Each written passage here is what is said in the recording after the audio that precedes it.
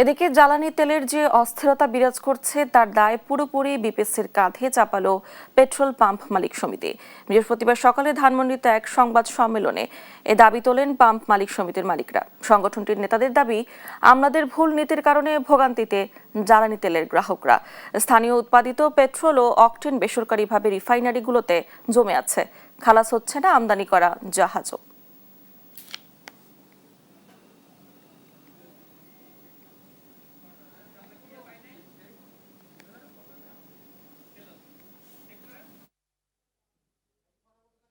জনগণ মুক্তি পাবে।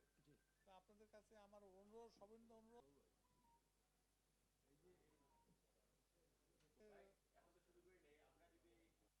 কোনো কিছুতেই কনসিডারেশনে না নিয়ে একেবারে এসি ঘরে বসে মন গড়া সিদ্ধান্ত দিয়ে ওনারা অ্যালোকেশন তৈরি করতেছেন।